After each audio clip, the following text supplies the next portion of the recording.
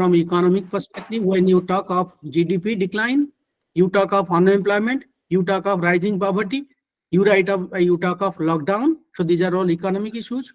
Then there is politics over COVID. How the opposition party cornered the ruling party in handling the COVID. How many presidents and prime ministers they lost the election. Maybe Donald Trump, maybe Bolsonaro in Brazil. So they basically lost power to the other political party because they could not handle the COVID situation properly. Right? There was a lot of politics about the origin of virus. Somebody saying Wuhan virus, somebody saying China virus, somebody saying COVID virus. So there is a lot of politics in the naming and origin of virus. There was a lot of politics about the distribution of vaccines. Why India gave vaccine to Afghanistan, maybe to Maldives, maybe Sri Lanka, but why not Pakistan? So there was a lot of politics over COVID. COVID is also a sociological issue. We talk of the role of culture, religion in the spread of COVID, COVID appropriate behavior, social distancing. These are all sociological examples. So you need a sociologist. It's a geographical issue. Why many people died in Europe and America during COVID in comparison to Africa and Asia? Either any vaccine, vaccine issue, or there was some kind of immunity, body resistance power. So what is the issue? Why there was a lot of people who died in America and Europe in comparison to Africa and Asia? There is also a historical perspective to COVID. If you look at COVID as a mass pandemic, so there was Spanish flu in 1918 and 19 that infected 500 million people and killed about 15 million people. So there's a history of COVID. So COVID cannot be understood. So there is chemistry, there is physics, there is mathematics. So everything is involved in vaccine development, maybe the sequence, maybe the death graph. So there are so many. So all the disciplines are in a way involved in the study of COVID. And if you want to have a comprehensive view of COVID or totality view of COVID, you cannot ignore the role of other discipline. You can't say, no, okay, I will just look at the political. That may be one side view of COVID. But in a way, it is not the total view of COVID. So COVID can be best understood if you focus on transdisciplinary approach, going beyond your correlated subjects to focus on new frontiers and new areas of research. Clear? Any doubt? किसी को कोई doubt है? No, sir. No, sir. No, sir. Very good. So this is the first major change that, nowadays, particularly after the COVID, all the funding councils within the country, if you look at the ICSSR, Indian Council of Social Science Research, if you look at the CSIR, Council of Scientific and Industrial, Relations. So if you look at ICMR, Indian Council of Medical Research, if you look at ICPR, Indian Council of Philosophical Research, if you look at UGC, if you look at ICHR, Indian Council of Historical Research, ICAR, ICCR.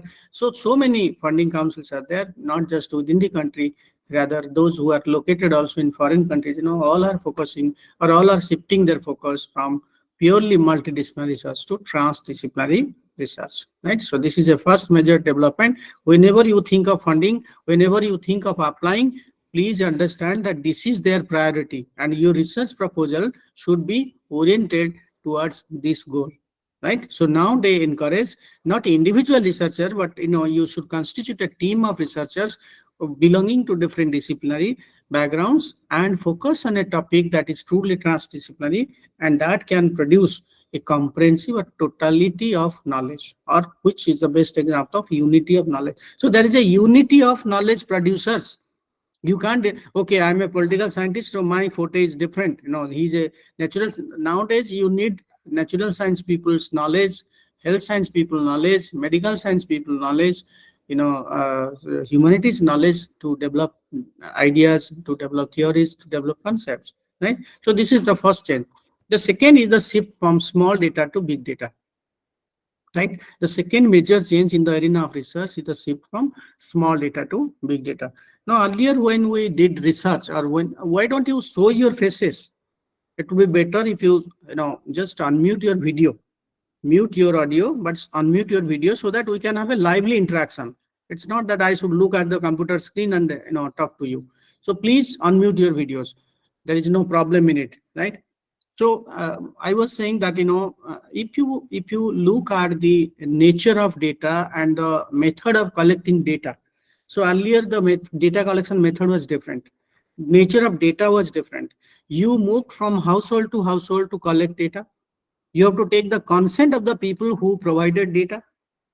You you just analyze those data through Excel sheets, right? So your data was limited, your collection methods are limited, and your data processing, data analysis was also limited.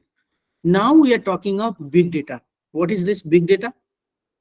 When you just switched on your mobile, connect to internet or maybe laptop, you don't know, but you generate lots of gigabytes and terabytes of data daily. And these data, these are very useful for the big tech companies for two things. First, to understand your mindset and to analyze your behavior. Right? Two things they do with this data. First, they try to understand who are you. Who are you means not your name, your caste, your region. They are not interested in that. They are interested that what is your basically what you like and what you don't like. Right? So they try to analyze your behavior, and also they try to know your mindset. When you search in YouTube about Lata Mangeshkar and Kishore Kumar's song, right? Once the song is not finished, they will show you several other songs by Lata Mangeshkar and Kishore Kumar. So how they come to know about this? If you search for Kajaria tiles, they will show you so many tiles.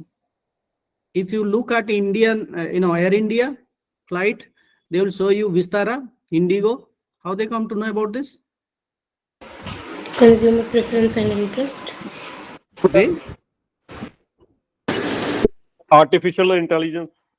artificial intelligence there. The point is, what I wanted to say you is you are always tracked.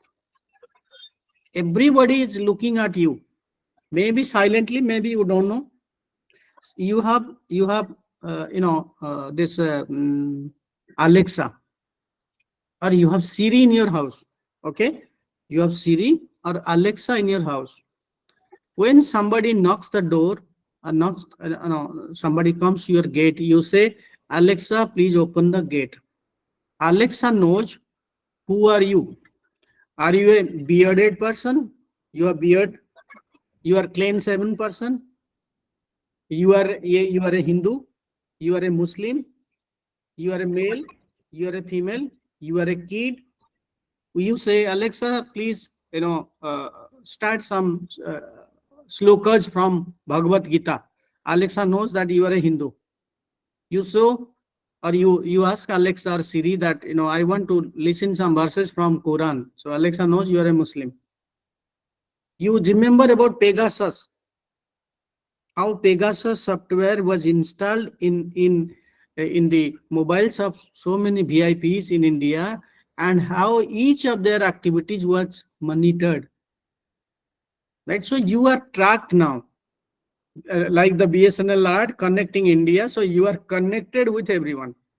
Even if you are in bathroom, somebody can call you, connect with you, right? So the point is, the big tech companies like Facebook, like Apple, like Microsoft, like so many other companies, those who are big tech companies, they collect lots of gigabytes and terabytes of data. When you engage in all these activities, when you shop anything through credit card, through debit card, when you hire a taxi through Uber, Ola, when you apply for Aadhaar, driving license, passport, when you do online banking, when you visit social media, when you use any dating apps, wherever you go, whatever you do, you are always generating lots of gigabytes and terabytes of data that helps them to understand you better. And they know, once they know your psychology and they know their behavior, they will give you targeted advertisements to influence you. The way Cambridge Analytica collected millions of Facebook users from America, and during Donald Trump and Hillary Clinton's electoral fight, they easily converted the supporters of Hillary Clinton towards Donald Trump, right? So nowadays, this artificial intelligence, machine learning, deep learning, big data, they are all used to change your behavior, to influence your thinking. And sometimes you don't know that you are influenced. That is the problem. Earlier there was advertisement. Nowadays there are paid news, there are fake news, and sometimes they try to influence your behavior in such a way that you are totally unaware about this. Right? So the point is, they have only two objectives. First, if you regularly write about, in Facebook or in WhatsApp, you regularly write about something, they will easily analyze those messages and come to the conclusion that you are a Congress supporter or a BJP supporter. Right? Simple. You just, even if you just use emoji, you just write emoji or hand emoji, so this and that, whatever, even not writing the text, if you write the emoji, that is enough for them to understand your behavior, your political ideology. You are a supporter of Akhilesh Yadav, Mayawati, Yogi Adityanath, or maybe Rahul Gandhi. Easily. Right? So you know about you less, they know about you more. That is the difference.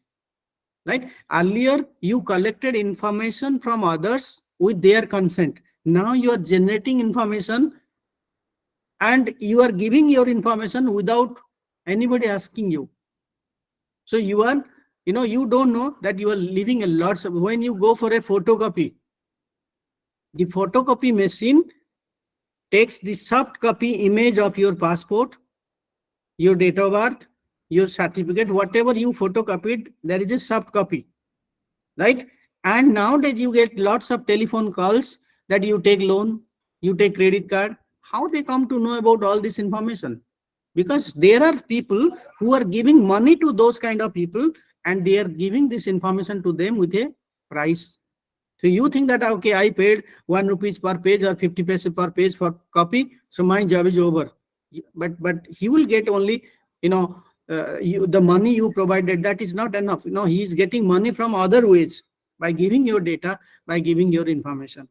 Right? So the point is, nowadays we are moving from this kind of, small data to big data, and because the nature of data has changed, earlier we talked of numerical data. Now we are talking everything. Your heartbeat is a data. Whether when you are going to office, your lights are on or off, that is also a data. Newspaper information is data, right? You speak something, even if nonsensical things, that is also data. So data scope or data information has changed. The definition of data has changed, and because that everything about data has changed, so is the collection methods and analysis methods. So now we're talking of artificial intelligence, we're talking of big data, we're talking of machine learning, we are talking of Python, we are talking of Panda, we are talking of R language. So as the data, the nature of the data has changed, so also the analysis method and statistical tools to analyze those data. Right? So nowadays the nature of research is going to change.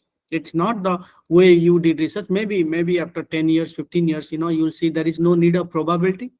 There is no need of sampling. There is no need of hypothesis, because everything pinpointed things, what is the need for hypothesis?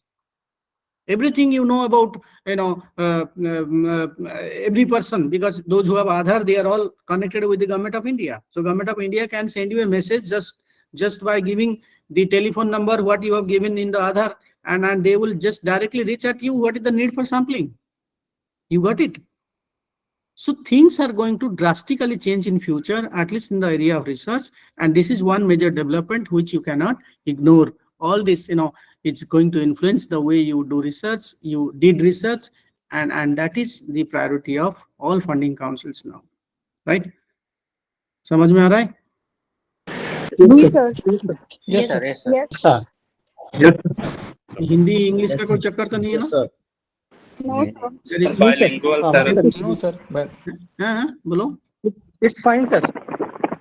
Fine. Sir, बीच में Yes, sir, it's fine. Both bilingual is fine, sir. Hindi English mix, it's fine.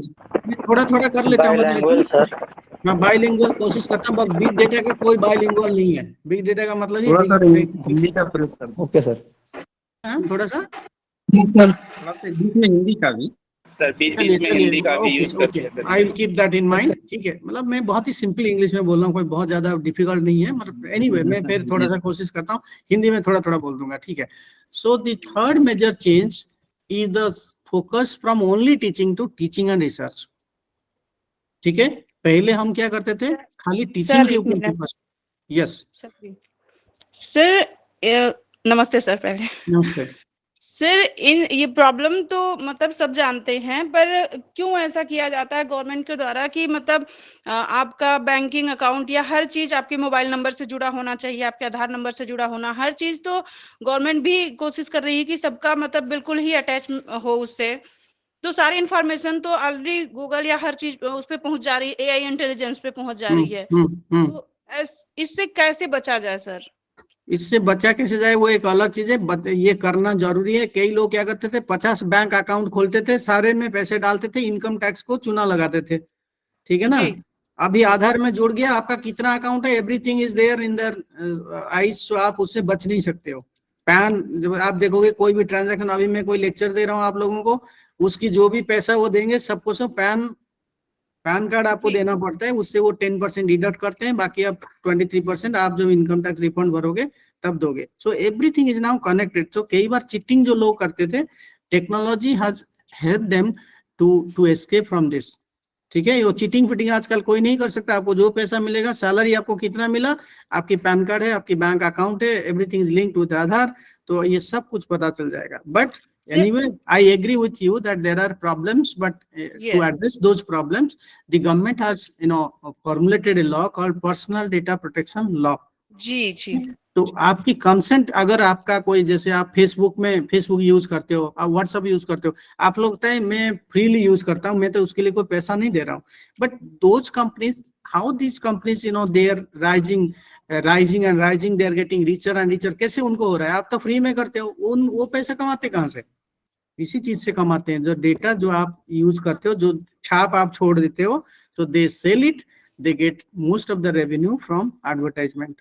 तो इसीलिए ये technology is not bad, but the problem is we always misuse the technology. So in order to avoid the misuse of those technology, the government of India has formulated a law called Personal Data Protection Law that in a way is going to address this issue. But how effective that would be, again, we have to leave it to the time. Right? But this is a major issue. This is a major problem, not for you and me, for all the states, all the countries, all the governments, how you have to deal with them. आप Indian express पढ़ते हो, newspaper, suppose you study और you read newspaper, may be Indian express, times of India और हिंदू, आप payment करते हो ना, नहीं करते हो? जब आप खरीद करते हो न्यूज़पेपर, तो आपको पेमेंट करना पड़ता है, 2 रुपया, 1 रुपया, जो भी यस सर। 5 या 7 रुपए का पेमेंट। Yes sir. चलो 2 रुपया हो, 5 रुपया हो, जी just example, Yes. Just minute. So the point is, आप 2 रुपया दो, 5 रुपया देते हो ना, नहीं देते हो? जी there is a newspaper app in Google news. जी जी अगर आप उसको डाउनलोड करते हो, फ्री में पढ़ते हो न्यूज? जी यस या नो? सर डाउनलोड Yes, करके sir. तो फ्री में कर सकते हैं। कर सकते हो, नेट में वैसे ही आप न्यूज हेडलाइन देख सकते हो, फ्री में करते हो ना, नहीं करते हो? यस सर फ्री में देखते हैं। गूगल फिल्म देखते हो, कुछ भी करते हो, गूगल क्या करता है, ये सब चीजों को फ्रीली आप लोगों को दे देता है। और नुकसान किसको होता है? न्यूज़पेपर वालों को नुकसान हुआ, उनकी न्यूज कंटेंट को आपको फ्री में दिया। गूगल क्या करता है, न्यूज में 50 एडवर्टाइजमेंट लगा के उसमें से पैसा कमा लिया। और इंडियन एक्सप्रेस को मिला क्या? कुछ मिलता है? मूवी वालों, जिन्होंने आजकल कॉपीराइट पेटेंट ये वो सारी चीज की प्रॉब्लम रहे, भी मूवी वालों ने इतने पैसे लगाया, ये क्या हो कि आप फ्री में देख लेते हो उसको, या कहीं मतलब पायरेटेड करके आप देख लेते हो, तो उनका तो लॉस हो रहा है। आप समझ रहे? मतलब बेसिकली द प्रॉब्लम इज कि ये गूगल ने सबका बेड़ा घर करके रखा हुआ है।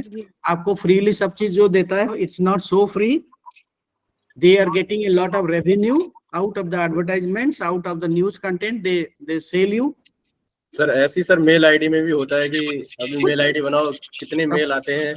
आप मेरा बात सुन लेना, आप और मैं जो अभी बात कर रहे हैं, this is also being recorded, not just for AMU. Google वालों का अपना रिकॉर्डिंग है जी कई बार आप ना मोबाइल फोन को नेट में कनेक्ट करके आपस में बात करो, देखो देखना उसमें न्यूज में सारे जो चीज आपको डिस्कस करे वो कई बार न्यूज में शो करता है, एडवर्टाइजमेंट में वही चीज आता है जो आपने डिस्कस किया है। उनको कैसे सर पता? अगर हम लोग जूता के बारे में सोच रहे हो तो पूरे दिन सब जूता ही जूता दिखता है, सब हाँ, जगह तो एडवर्टीजमेंट। खोलो तो Yes, sir. दिखाई दे रहे हैं, इंस्टाग्राम खोलो तो शूज दिखाई दे रहे हैं। Exactly, this is a problem, this is a serious problem, right. मैं Yes. यही आप लोगों को समझा रहा हूँ कि कुछ भी इस दुनिया में कुछ भी फ्री नहीं है। अगर आप सोचते हो भाई मैंने तो व्हाट्सएप में मैसेज कर दिया फ्री, तुम मतलब आप लोग ये मुझे बताओ कि सुबह अगर आप जल्दी जल्दी उठते हो, कभी अगर नींद में भी उठते हो, सबसे पहले आप किसको ढूंढते हो? मोबाइल को ढूंढते हो, जी, ठीक है। अगर घर में से आप अपना वॉलेट भूल जाते हो, ये बट सर गुलाम हुए जा रहे हैं हम लोग। अगर आपके पास स्मार्टफोन है और आपको वॉलेट किसी वजह से आप भूल जाते हो, आपको लगता है मेरे को वॉलेट की जरूरत नहीं, मैं पेटीएम कर दूंगा, यूपीआई कर दूंगा, फलाना कर दूंगा, मेरे पास कोई इशू नहीं है। आजकल तो काम वाली भी कहती है भाई मेरे यूपीआई में आप पैसे ट्रांसफर कर दो, यस सर। ठीक है ना। तो आजकल इतने देखो, आप याद करो कब गए थे आप बैंक पैसा उठाने के लिए? एटीएम, फिर अब एटीएम के बाद आजकल मोबाइल फोन, ये वो सारे मोबाइल बैंकिंग हो रहा है, तो एटीएम भी जाने की जरूरत नहीं है, मोबाइल फोन में पेमेंट कर दो, बात खत्म। और कोविड के बाद तो आजकल देखोगे जैसे कोविड के टाइम क्लासेस वगैरह, स्मार्ट क्लास वगैरह हुआ, गूगल से ये वो सारे, हर कोई स्मार्टफोन यूज किया। कितने इंडिया में 78% लोग जो है मोबाइल स्मार्टफोन से कनेक्टेड है, नेट से कनेक्टेड है। तो ये सब देखो, ये सब बेनिफिट इसकी है, बट इसकी नुकसान भी है। ऐसा नहीं खाली आपको बेनिफिट हो रहा है, उसकी नुकसान अभी आपको पता नहीं चल रहा है, धीरे धीरे वो पता चल रहा है over the period of time, और आगे हो सकता है ऐसा टाइम आएगा। तो आप ये देख लो कि हम मोबाइल फोन से इतने ज्यादा कनेक्टेड है, अगर किसी का कोई बात मतलब बर्थडे है तो हम ऊपर फ्लोर में रह के नीचे उसको व्हाट्सएप में मैसेज करते हैं हैप्पी बर्थडे। यस आप सर। समझ दो, जो पहले जो इनफॉर्मल रिलेशनशिप था वो नहीं है। और कई बार आप वही से अगर नहीं करते हो व्हाट्सएप में तो दूसरा माइंड करता है यार आपने तो मुझे एक मैसेज भी नहीं भेजा, यस सर। समझे। तो आजकल जो ये जो मोबाइल प्रॉब्लम, जो मोबाइल फोन की प्रॉब्लम है, वो मतलब उसकी बहुत ज्यादा मतलब साइड इफेक्ट है, ऐसा नहीं खाली पॉजिटिव इफेक्ट है, there are lots of side effects, but I would say that these are the things which we can not ignore. तो पहले हम डेटा, हमें कोई पूछ के हमारे बारे में इंफॉर्मेशन ले रहा था, आजकल जैसे ही आप नेट ऑन करते हो आपके सिस्टम से lots of data is being generated, and these are all used by the multinational companies, big tech companies, for generating lots of money. And interestingly, they are taking your data, they are storing your data. All the Facebook users of India's data are being stored in America. This is a point of contention between the government and the big tech companies. Government कह रहा है हम secure नहीं है, phone आते हैं तो उनको पता होता है कि हम कौन बोल रहे हैं। बस वो सिंपल ट्रू कलर देख लो, आप ट्रू कलर आईडी देख लो, कोई मुझे फोन करता है तो ट्रू कलर अगर मेरे फोन में है तो मैं पता चल जाता है कौन फोन कर रहा है, किसका फोन उठाऊं किसकी फोन नहीं उठाऊं। ये तो चलो अपनी बेनिफिट के लिए, बट ऐसा ना, they have all the records. आप अगर सोचते हो कि अगर आप ये बताओ जब आप कोई क्राइम करता है सबसे पहले पुलिस वाला आपकी लैपटॉप और आपकी मोबाइल को सीज कर लेता है, यस या नो? जी। क्योंकि आपके बारे में आप कम जानते हो, आपकी मोबाइल फोन ज्यादा जानता है। सर सालों आप किस- पहले की चैटिंग वगैरह इत्यादि सब निकल जाती है, उसको पता आप चल जाता है किसको क्या गुड चल रहा है। मॉर्निंग मैसेज, देखो आप किसको मोबाइल में गुड मॉर्निंग मैसेज भेजा, किसको इमोजी भेजा, किसकी फोटो आपकी मोबाइल में है, आपने किसको अपना फोटो भेजा, सब कुछ everything is being stored in your mobile, and that is the last call आपने किसको किया था, उसमें क्या कंटेंट। आजकल पुलिस वाला जब भी कोई क्राइम होगा, यही दोनों डिवाइस, आप कितने भी स्मार्ट बन जाओ, मोबाइल फोन और लैपटॉप अगर आपके पुलिस वाला को मिल गया तो सारे को सारे आपकी हिस्ट्री, इवन आप जी। गूगल में जब सर्च करते हो टेररिज्म करके सर्च करते हो तो कई टेररिस्ट अटैक होता है, पहले गूगल वालों को पता चलता है भाई इस बंदा ने पहले टेररिज्म के बारे में इंक्वायरी किया था, इसको पहले पकड़ो। आपको याद है जो हमारा कोविड के टाइम जो है आरोग्य सेतु जो आप है, यस सर। जिसको कोविड है और जिसका पास स्मार्टफोन था, गवर्नमेंट उसको ट्रैक करा था ये कौन सी ट्रेन में जा रहा है, कौन सी स्टेशन में उतरा, इसके साथ कौन थे, ये सब इन्फेक्टेड होंगे, इनको सब जो है आइसोलेशन में डालो, ऐसा ना। There was, so the point is अभी बहुत ज्यादा जो है टेक्नोलॉजी के ऊपर डिपेंडेंस की वजह से क्या हो रहा है कि सब लोग जो है जो इनफॉर्मल रिलेशनशिप लोगों में था, जो ये सब पहले, ये देख लो हम लोग पहले सबसे बड़ा विक्टिम तो हम लोग हैं, पहले ऑफलाइन में क्लास होता था, आप लोग आते थे, एएमयू क्या है, एएमयू की कैंपस में रहते थे, एक लाइव को एक्सप्लोर करते थे, टीचर वगैरह आते थे, रिसर्च पर्सन आते थे, आपसे इंटरेक्ट करते, ऑफलाइन में करते थे क्लास, वो कितना इंटरेस्टिंग था। अभी मैं कंप्यूटर स्क्रीन को बोल रहा हूँ, आप कंप्यूटर स्क्रीन को देख रहे हो, ठीक है। गवर्नमेंट को लग रहा है इतने पैसे क्यों खर्च करें जब ऑनलाइन में काम हो जाएगा। So the point is, so these are major development. Third, as I told you earlier, we were focusing on teaching. Now we are focusing on both teaching and research. पहले रिसर्च करना optional था, जो अच्छे university से पढ़ता था, अच्छे topic पे पीएचडी करता था, so they were doing all research. But nowadays, research has become compulsory for you, for your college and university, even for the country. ठीक है। यूजीसी का जो एपीआई है, दिस इज ऑल कंपल्सरी। आपको research, आप ये नहीं कहोगे मैं रिसर्च ऑप्शनल है, मैं मेरा मन किया तो मैं रिसर्च करूंगा। कॉलेज वाले डंडा देते हैं डेली, आपने क्या कुछ किया उसकी हिसाब किताब दो, एनुअल रिपोर्ट में जाएगा। प्रमोशन नहीं होगा सर। प्रमोशन वो तो मस्ट है। अगर आप असिस्टेंट प्रोफेसर से एसोसिएट सीनियर के लिए जाओगे, you have to score this much points. अगर आप एसोसिएट बनोगे 300 पॉइंट, प्रोफेसर बनोगे 400 पॉइंट, और कितना आपने पेपर प्रेजेंट किया, कितना आपने रिसर्च पेपर लिखा, कितना आपने बुक चैप्टर पब्लिश किया, कहीं से रिसर्च प्रोजेक्ट लाए कि नहीं, कोई स्कॉलरशिप लाए कि नहीं, कोई, ये सब all these activities are counted nowadays. ठीक है ना। आप कहीं वार्डन हो, कहीं आपने कुछ किया है, तो all these your activities are counted, and this is basically your promotion is given on the basis of this. So आजकल आप देखो, जब नैक विजिट करता है, जब आपकी कॉलेज या यूनिवर्सिटी नैक विजिट करता है, कॉलेज का माहौल कैसा होता है, किस तरह होता है कॉलेज का माहौल या यूनिवर्सिटी का माहौल? सर अभी हमारे सामने नहीं। एकदम मेंटेन हो जाता है सब कुछ। सर ऐसा लगता है बारात आने वाली है, बारात आने वाली है, ऐसा लगता है। बिल्कुल, कॉलेज को दुल्हन की तरह सजाते हैं, नैक वालों को ढोलकी, और जैसे बारात फरात में आते हैं ना, जैसे दूल्हा आता है नैक, स्वागत करते हैं। यस यस, मैं अभी इंदौर गया था नैक टीम में, तो उन्होंने ढोलकी बजा बजा के गेट से लेकर कॉलेज, मतलब पूरा प्रिंसिपल के ऑफिस तक लेके गए, और रास्ता में जितने बच्चे खड़े सब एक एक गुलाब दे रहे हैं, ये मतलब ऐसा ना। सो आपको कई बार लगता है पता नहीं आप कोई नवाब से कोई काम नहीं हो, नैक में क्या आए हो। तो आप, हमारे कॉलेज में टारगेट है अगले साल नैक कराने का, तो सब एकदम लगे हुए हैं। एग्जैक्टली। तो आप साल भर लग के, जैसे महीना लग के आप नैक टीम का विजिट के लिए प्रिपेयर करते हो, और एक बार आपकी नैक का ग्रेड मिल जाता है, नैक का मेंबर अगर आपका मतलब जैसे विजिट कंप्लीट हो जाता है, फिर आप जैसे थे ऐसे हो जाते हो। ये सब क्यों करते हो? आप शो करते हो फैकल्टी ने ये पब्लिश किया, हमारी इतने फैकल्टी पीएचडी है, इतना रिसर्च पेपर लिखा, हमारे बच्चों ने ये अवार्ड जीता, वो किया। Why you are showing this all to the NAAC members? Because you will be graded on the basis of your research achievements.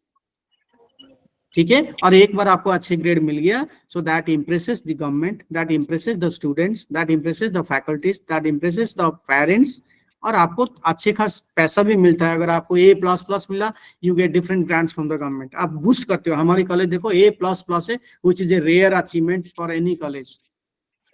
And फिर आपको स्टेट गवर्नमेंट का कॉलेज होगा या सेंट्रल गवर्नमेंट का यूनिवर्सिटी होगा, so you get funding accordingly. So आजकल फिर college का ग्रेडिंग हो रहा है आपका, जैसे मैंने बताया एपीआई हुआ, तो आपको पर्सनली अचीव करना है। अगर आपने अच्छे कोई रिसर्च पेपर लगा, पूरा कॉलेज का रैंकिंग चेंज हो जाता है। 5 लोग अगर अच्छे काम करते हैं कॉलेज में, पूरा कॉलेज का रैंकिंग चेंज हो जाता है। फिर यूनिवर्सिटी का रैंकिंग चेंज हो जाता है। आजकल ग्लोबल रैंकिंग हो रहा है, Times Higher Education, QS ranking, ये वो। हमारे प्रेसिडेंट प्राइम मिनिस्टर वगैरह दुखी होते हैं जब हमारी कोई भी यूनिवर्सिटी बेस्ट 200 यूनिवर्सिटी में नहीं आता। कोई आईआईटी कुछ नहीं है, कोई आईआईटी है, इंडियन इंस्टीट्यूट ऑफ साइंस है बैंगलोर की, कोई रेयरली कोई 2-4 आते हैं, बाकी सब 200 के बाद आते हैं। और गवर्नमेंट हमेशा प्रायोरिटी ये देता है कि भाई आपको 200 के अंदर आना है, 200 अंदर आना, 500 के अंदर आना है, ये करना वो करना, ब्रिक कंट्रीज, एशियन कंट्रीज फलाना, ऐसे करके गवर्नमेंट भी कई बार। But why this, how this universities are ranked? It is basically on the basis of your research performance. Peer perception क्या है, रिसर्च परफॉर्मेंस क्या है, कितने लोगों ने कितने फैकल्टी ने पीएचडी किया है, कितने आपने रिसर्च प्रोजेक्ट लाए हो, कितना आपने सेमिनार में गए हो, ये सारे चीज को काउंट करते हैं। सो nowadays research is not optional, research is compulsory, both you as in your individual capacity as a faculty through UGC API points, and it is also beneficial for your college and university because they are graded, they are evaluated by NAC, by the National Ranking Institutional Framework, by Times Higher Education, by this and that. बहुत सारी ranking. सो इसीलिए ये भी एक major development है जो आजकल जितने सारे फंडिंग काउंसिल है they are taking it seriously, और वो आपसे उम्मीद करते हैं कि आप लोग अच्छे रिसर्च करो, अच्छे पेपर पब्लिश करो, पीयर रिव्यूड हो, इम्पैक्ट फैक्टर बढ़िया हो, एज फैक्टर सही हो, ये सब चीजें एक्सपेक्ट करते हैं। So this is a major development in the area of research. एक और मेजर डेवलपमेंट है कि आजकल हम थियोरेटिकल जो फंडामेंटल रिसर्च है, from fundamental research we are shifting towards applied research. ठीक है, एक और मेजर डेवलपमेंट जो in the area of research है, तो उसमें क्या है कि we are shifting from fundamental research to applied research. Fundamental research का मतलब है कि producing knowledge for the sake of knowledge. ठीक है, knowledge production for the sake of knowledge production is called fundamental research. Please ये राम नरेश पाल जो है please mute करें अपने आप को, आपकी साउंड आ रहा है। So the point is, earlier we focused on this fundamental research. Now the government is, particularly emphasizing this aspect that whatever research you do, whatever are your research findings, that should benefit the country, that should benefit the policymakers, that should benefit your district, that should benefit your state, that should benefit the whole humanity. So, if you can give any idea about how to clean the Ganga in a affordable and in a timely manner, that is more beneficial for the government. Covid के time जो है everybody was looking at vaccine, कितने जल्दी कौन सी country vaccine, effective vaccine develop कर, and that is also affordable. खाली जल्दी डेवलप नहीं करोगे, अमेरिका का वैक्सीन अगर इंडिया में होगा कितने लोग पैसे देके वैक्सीन ले पाएंगे, इसीलिए Covid vaccine was all free. 3 dose जो है that was basically. Yes Ruhi, आप कुछ बोलना चाहते हो? So the point is, these are the developments which we can't ignore, and that is the reason why most of the funding councils, they are now focusing, or they are shifting from fundamental research to applied research, because whenever you get money from the government wants that, somebody else should get the benefit. It's not that you just get the more and more API points, rather, somebody else should be benefited, maybe your district, maybe your community, maybe your country, maybe your state, maybe total humanity, whoever. No, there should be some practical benefit of your research. There should be some major benefits of your research. So that's why now we are all the funding councils. It's not that fundamental research has been reduced or there is no emphasis on fundamental research. But earlier, either you do fundamental research or applied, it was optional for you. Nowadays, particularly all the funding councils, they are emphasizing this aspect that you do fundamental research, but at the same time focus also on applied research. Right? Applied research means you have to use your knowledge for somebody else's benefit, and the benefit should be instant. The benefit should be instant, right? Yes, somebody else. Excuse me, sir. Yes. Please. हाँ जी sir, excuse me sir, ये जो funding है agencies की तरफ से होती है, ये सिलेक्टिव रहती है शायद। सिलेक्टिव फंडिंग देनी है नहीं देनी, ये गवर्नमेंट की तरफ से सिलेक्टिव रहता है कुछ। सिलेक्टिव नहीं, मतलब आप सिलेक्टिव को कैसे इंटरप्रेट कर रहे हो वो चीज अलग। चल एनीवे, मैं ये चीज को कवर करूंगा फंडिंग में, ठीक है, कैसे करते हैं। बेसिकली उनका अपने प्रायोरिटी होता है। जैसे CSIR है, वो नेचुरल साइंस को देता है, अगर आप सोशल साइंस वाले CSIR को करोगे वो नहीं देंगे, उनकी अपने प्रायोरिटी होता है। और कई बार गवर्नमेंट जो है स्पेस, देखिए 2 प्रकार के रिसर्च प्रोजेक्ट होता है, एक होता है स्पॉन्सर्ड रिसर्च प्रोजेक्ट, एक होता है नॉर्मल प्रोजेक्ट। नॉर्मल में कोई भी किसी भी टॉपिक में अप्लाई करेगा, स्पॉन्सर्ड में उनका टॉपिक अपने आप दिया जाता है, आपको उनमें से चूज करना है। Right sir. तो वो सिलेक्टिव इन द सेंस, उसमें कोई डिस्क्रिमिनेशन नहीं होता। वो पहले से कहते हैं हमें कोविड से related special research project invite करना है, तो your research project must be based on Covid, that's all. Right sir, मैं उस हिसाब से उसको देख रहा हूँ। एनीवे, तो ये एक मेजर, लास्ट जो मेजर है कि they are focusing on the output and outcome of your research. पहले आप कर देते रिसर्च, कोई किसी को कुछ हो ना हो कोई फर्क नहीं पड़ता। आजकल कोई आप जैसे मान लो आपको कोई JRF मिलता है, नेट मिलता है, PhD करते हो, स्कॉलरशिप लेते हो, रिसर्च प्रोजेक्ट लेते हो, उसका जो पैसे खर्च होता है सरकार चाहते हैं भी उसको आप पब्लिश करो। उसकी जो पब्लिश करते हो उसकी वो UGC क्या लिस्टेड है या स्कूपर्स इंडेक्स जर्नल में पब्लिश हुआ है, उसकी इम्पैक्ट फैक्टर क्या है, उसकी एज फैक्टर क्या है, उसकी मतलब जो है वो पीयर रिव्यूड है नहीं है। So these are all factors. So nowadays you don't do just research, rather your research should be outcome oriented and output oriented. PhD करते हो 2-3 पेपर पब्लिश करो, 2-3 सेमिनार में जाओ, क्योंकि ये सब पब्लिकेशन जो होता है उससे आपकी कॉलेज का रैंकिंग, आपकी यूनिवर्सिटी की रैंकिंग, इवन कंट्री का रैंकिंग भी डिपेंड करता है। What is India's global rank in social science research? This matters. And how they come to the conclusion that India is having this rank? It is basically on the basis of publications. Publication करते हो, America के साथ collaborate करके, American academy के साथ collaborate करते हो, Europe के लोगों के साथ कोलैबोरेट करते हो, जो पब्लिश किया आपने उस स्कूपस बेस्ड में किया कि नहीं किया, वो यूजीसी का लिस्टेड है कि नहीं है, तो उसकी इम्पैक्ट फैक्टर क्या है, वो पीयर रिव्यू, तो ये सारी चीज देखा जाता है। उसी बेसिस पे आपका जो पब्लिकेशन का इम्पैक्ट को डिराइव किया जाता है कि आपकी पब्लिकेशन इम्पैक्ट ये है। तो बेसिकली द पॉइंट इज, आजकल जो पहले हम क्या करते थे, गवर्नमेंट पहले फोकस करता था कुछ भी हो जाए 31 मार्च तक आपकी पैसे खर्च हो जाना चाहिए। आजकल गवर्नमेंट कह रहा है 31 मार्च तक तो पैसे खर्च होगा, बट आपने जो काम किया है उससे जो बेनिफिट हो रहा है वो भी इंपॉर्टेंट है। उससे किसको बेनिफिट हो रहा है? पैसे खर्च करो बट उस पैसा का वैल्यू फॉर मनी, जिसको कहते हैं वैल्यू फॉर मनी, जो पैसा सरकार ने खर्च किया उससे आउटपुट क्या हुआ, दैट इज इक्वली इंपॉर्टेंट। तो ये 5 मेजर जो चेंजेस मैंने बताया, ये सारे को सारे खाली इंडिया में नहीं, पूरा ऑल ओवर द वर्ल्ड में all the funding councils are there, affected by these developments. And in the above backdrop, I would suggest you some funding opportunities in the Indian Council of Social Science Research, where I served for 5 years. And there are lots of misperception about ICSR, that it's only for social scientists. Nowadays, as I said, all the funding councils are shifting from multidisciplinary research to transdisciplinary research. You may be from natural science, you may be from health science, you may be from social science. So you can all benefit from the funding of the Indian Council of Social Science Research. So I'll just focus on some major funding opportunities. You just know what is there, and you can you can apply and get benefit of its funding. There are lots of opportunities. The Indian Council of Social Science Research was established. Why you are muting your video? Please unmute your video. Right? Please unmute your video.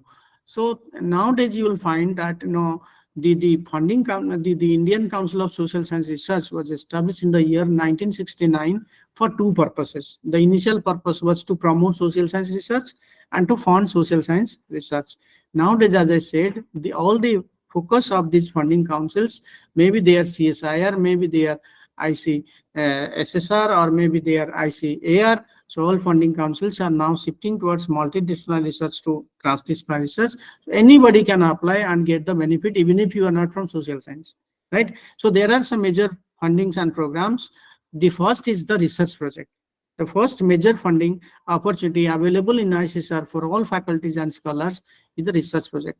ICSR grants 4 kinds of research projects. If you want, you can just write it down, because nobody, if you just call the ICSR people, nobody will pick up the phone. I'm giving you all the information freely, right? So there are 4 types of research projects. One is called minor research project. One is called major research project.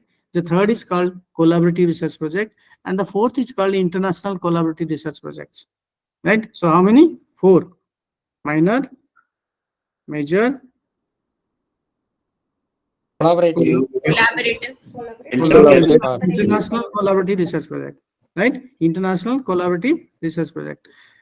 Minor project is that one which budget is up to 10 lakh rupees, and it is given for 6 months to 1 year. 2 criteria है, 10 लाख का budget है और 6 महीना से 1 साल में आपको study पूरा करना है, ठीक है? आप इंडिविजुअली इसको कर सकते हो, अकेले आप इसको कर सकते हो. There is no interaction, no interview, only the quality of your research proposal is the only parameter on the basis of which your selection would be made. ठीक है? आप लोगों को पता है रिसर्च प्रपोजल कैसे लिखते हैं? Yes sir. पक्का पता है? नहीं सर, नहीं सर. नो सर, सर मैंने भेजा तो है, लेकिन पूरी तरीके से सेटिस्फाई नहीं. बता दीजिए. Listen, मेरे को कहा गया मैं फंडिंग के बारे में बताऊं. अगर मेरे को कहा जाता कि आप रिसर्च प्रोजेक्ट राइटिंग के बारे में बताते तो मैं आईसीएसआर का जो चीज हो रहा है आईसीएसआर में उस बेसिस पे आपको कुछ बताता. But anyway I was told to tell you only about funding. So my lecture is limited. In case they request me for writing a research proposal, then I can think. Anyway, so yes sir. Okay, the second is your major research project. Major research project में up to 25 lakhs तक budget है, 2 साल में आपको पूरा करना है, right? So your budget is up to 25 lakhs rupees, and the time limit to complete your study is 2 years. You can do individually, you can do collectively. आप 2 लोगों के साथ रिसर्च प्रोजेक्ट मेजर प्रोजेक्ट कर सकते हो, अकेले कर सकते हो, ये आपकी मर्जी है, right? Third is called collaborative research project, जिसका नाम से पता चलता है कि it's a team of researchers who have to submit a collective research project, group research project जिसको कहते हैं। कोई नेचुरल साइंस का हो सकता है, कोई मेडिकल साइंस का हो सकता है, कुछ लोग सोशल साइंस से हो सकते हैं। You constitute a team of researchers from different disciplinary background and submit a joint research proposal to the ICSR. The budget is up to 50 lakhs rupees and the duration of the study is 2 years. 2 साल में पूरा करना है। 50 लाख 35 से 50 लाख तक का budget है। that those two are the major parameters for collaborative. International में क्या होता है कि there are some funding councils, foreign funding councils who have research tie-off with Indian funding agencies. तो वो लोग कुछ पैसे देते हैं और ICSR इंडियन साइड से कुछ पैसे देते हैं। So and they encourage you to do research with foreign faculties. मान लो आप जापान के बारे में कोई काम करते हो तो why don't you collaborate with a Japanese professor? Europe के बारे में काम करते हो, why don't you collaborate with an European professor? So there would be some professors from Europe, there would be some academics from India, and you jointly apply for the research project, and that is what is called international collaborative research project. इसमें budget जो है up to 2 crore है और इसमें duration जो है 2 से 3 साल तक होता है। So 2 to 3 years the duration, और जो है उसमें जो बजट है वो अप टू 2 crore रुपीज है। ठीक है, जो 4 रिसर्च प्रोजेक्ट है उसका मतलब मेजर जो टाइमिंग है वो जून जुलाई में आप अप्लाई कर सकते हो। For all research project you need to be PhD, आपके पास PhD होना चाहिए। आपको ऑनलाइन अप्लाई करना है। जब आपकी ऑनलाइन एप्लीकेशन खत्म हो जाएगा उसकी एक हार्ड मतलब जो प्रिंट लेके आपको प्रॉपर चैनल में अप्लाई करना है। एप्लीकेशन में 2 पार्ट होता है, एक होता है अबाउट यू, सेकेंड होता है अबाउट योर रिसर्च प्रपोजल। ठीक है, पहले आपका रिसर्च अपने बारे में, आप कहाँ हो, क्या करते हो, आपकी अचीवमेंट क्या है, आपकी एफिलिएशन कहाँ है। So everything you have to write about you और your research team, and secondly you have to write about your research proposal. मैंने इसलिए पूछा रिसर्च प्रपोजल कैसे लिखते हैं कि ज्यादातर रिजेक्शन रिसर्च प्रपोजल के क्वालिटी को लेकर होता है। ठीक है, तो इसीलिए उनका जो प्रायोरिटी है उनको उसके हिसाब से आपको लिखना है। किस तरह लिखोगे वो एक चैलेंजिंग टास्क है, हर किसी को रिसर्च प्रपोजल लिखना नहीं आता। ठीक है, so there are some people who can write better research proposal, there are some people who still don't have much idea about research writing. So the point is these are 4 kinds of research projects: minor project, major project, collaborative project and international collaborative research project. ICSR का almost a quarter of ICSR budget is spent on this research project. ठीक है, जून जुलाई में advertisement होता है, online apply करना है, उसकी hard copy print out करके ऑफलाइन में अप्लाई करना है, यूनिवर्सिटी के रजिस्टर या कॉलेज की प्रिंसिपल से फॉरवर्ड करना है। अकेले अप्लाई कर सकते हो। मेजर, माइनर, कोलैबोरेटिव और इंटरनेशनल के लिए you need a team of researchers. ठीक है, माइनर प्रोजेक्ट में इंटरेक्शन नहीं होता, मेजर कोलैबोरेटिव में ऑनलाइन मीटिंग हो सकता है, ऑनलाइन इंटरेक्शन हो सकता है। समझ में आ रहा है? Yes sir. Yes sir. ठीक है सर, माइनर प्रोजेक्ट में अप्लाई करने के लिए सर इसका हर ईयर में डेट फिक्स है सर, जून जुलाई में, या फिर किसी भी समय निकलता है नोटिफिकेशन? जनरली जून जुलाई में एडवर्टाइजमेंट हो रहा है क्योंकि that is the beginning of academic session in most of the Indian universities. आपको ज्यादा मैं बताऊंगा, अगर आपको पूरा एग्जैक्ट इन्फॉर्मेशन चाहिए कब निकलता है क्या करता है, there are 2 ways. First, you can visit the ICSR website at www.icssr.org. आप चाहें तो लिख लो सर ये वेबसाइट चैट बॉक्स में डाल दीजिएगा सर। चैट बॉक्स में लिख दिए सर। मैं इतने शॉर्टकट रास्ता ढूंढ रहे हो। www 3 बार W लिखना है .ICSSR Indian council of social science research का पहला लेटर। ठीक है, ICSSR.org। ORG मीन्स गवर्नमेंट का जो ORG होता है ऑर्गेनाइजेशन का ORG। This is the first way through which you can get information about ICSR funding and opportunity. In case you are so lazy that you don't want to do this, there is the other way. So there is a YouTube channel called Rebooting Master Science. Science. You can write it, Rebooting Master Science, where you will get all the information about ICSR programs and schemes through video format. Yes. Right? Video में सारी चीज बताया गया, कैसे apply करना, क्या करना, so that you can also visit and that will give you a lot of information about the ICSR. Once more. Rebooting, REBOOT ING, rebooting master science. बच्चे के जैसे स्कूल के नर्सरी बच्चे नहीं होते, सब चीज आपको लिखना है, बताना है, तो मैं लिख ही देता हूँ बस। यस सर, लिख दिया।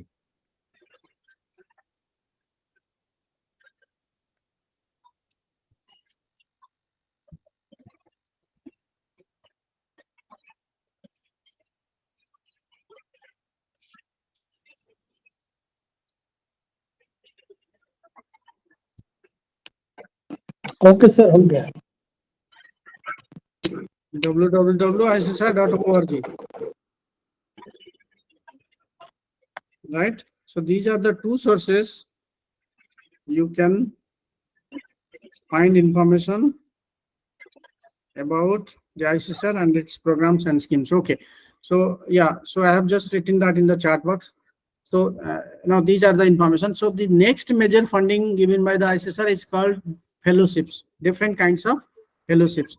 At present, ICSR gives 4 kinds of fellowship. One is called doctoral fellowship. The second is called postdoctoral fellowship. Third is called senior fellowship. And the last is called national fellowship. Right? Doctoral, postdoctoral, senior senior fellowship. okay, yes. Doctoral जो है, जो लोग PhD अभी तक नहीं किए हैं, that is for them, and basically it is an alternative to JRF NET, जो JRF UGC करता है। अगर कई बार क्या होता है, JRF का लिमिटेड स्कॉलरशिप होता है, तो अगर आपको मिला तो आपको JRF ठीक है, नहीं मिला तो sometimes you may be doing your research and you need some funding. So in that case, ICSR gives you doctoral fellowship, right? In case you have done your PhD, you can share this information with your students or anybody who has, who needs some money, right? So this doctoral fellowship is given for 2 years when you are in the advanced stage of your PhD, right? You get a scholarship of 20,000 per month plus 20,000 as contingency, right? For 2 years, right? Basically, this is for doctoral research. The postdoctoral research is meant for 2 types of people. First, those who are assistant professors in a college or university, they can apply for postdoctoral fellowship, right? And those who are unemployed, but still they want to do some research, particularly after their PhD. So once your PhD is awarded, but you are unemployed and you need to have some sort of continuity in your research, and you want to do some research, so in that case you can also apply for ICSR postdoctoral fellowship. But this fellowship is basically meant for assistant professors serving in a college or university. ठीक है, मैं बार बार आपको ये कह रहा हूँ क्योंकि बहुत सारे लोगों को ये नहीं पता है कि suppose in order to be an associate professor you need 5 years experience, right? If you have 3 years of teaching experience and 2 years of ICSR postdoctoral experience, that will be counted, right? तो 3 साल आपका teaching हो गया, 2 साल आपका ICSR का PDF का research experience हो रहा था, दोनों मिला के 5 साल हो गया, यू आर एलिजिबल। सो ये चीज बहुत लोगों को पता है। समटाइम्स मे भी 5-7 साल से आप पढ़ा रहे हो, यू फील बोर्ड और आपको लगता है अरे मेरे को थोड़ा सा छुट्टी वुट्टी लेके कुछ काम फाम करना चाहिए, so you can take 2 years leave from your college and you can apply for ICSR postdoctoral fellowship. उसमें क्या होता है कि जो लोग एम्प्लॉयड है उनकी पे प्रोटेक्शन हो जाता है, so they get their pay protected by the ICSSR as per the UGC rules. 2 साल के लिए आपका पे प्रोटेक्शन हो जाएगा। आपका जितने सारे सैलरी मिलता है, आपको 1 लाख हो 5 लाख हो, जो भी आपको सैलरी होगा, everything is given by the ICSR to your college और university for 2 years। There are 3 conditions for pay protection, ठीक है? 3 कंडीशन है। पहले, you should be a regular employ. जो गेस्ट फैकल्टी है, एड हॉक फैकल्टी है, उनका पे प्रोटेक्शन नहीं होता, so you should be regular faculty. Second, UGC पे स्केल आपको मिलता हो, किसी को UGC से ज्यादा मिलता है, कम मिलता है, उसका प्रोटेक्शन नहीं होता है, उसको तो UGC का जो स्केल है उस हिसाब से मिलना चाहिए। अगर वो मिलता है तो your pay will be protect. Third, you are eligible for leave.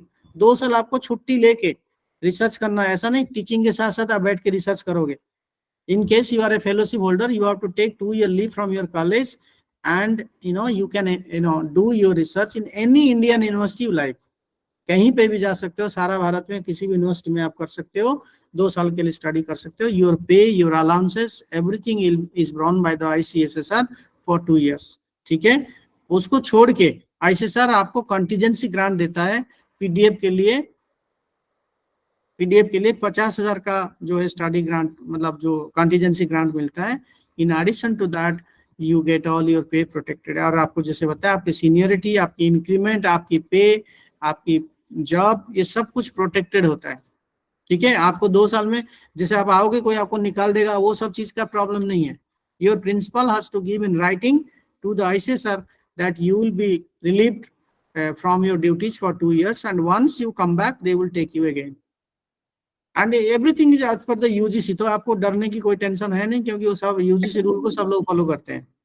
ठीक है, तो उसमें sir I would like to add, यही प्रॉब्लम है, हम इंस्टीट्यूट से छुट्टी नहीं देते हैं किसी भी काम के लिए। पता नहीं, I don't know what is the mentality, but research work के लिए या किसी भी काम के लिए दे डोंट गिव NOC और रिलीविंग।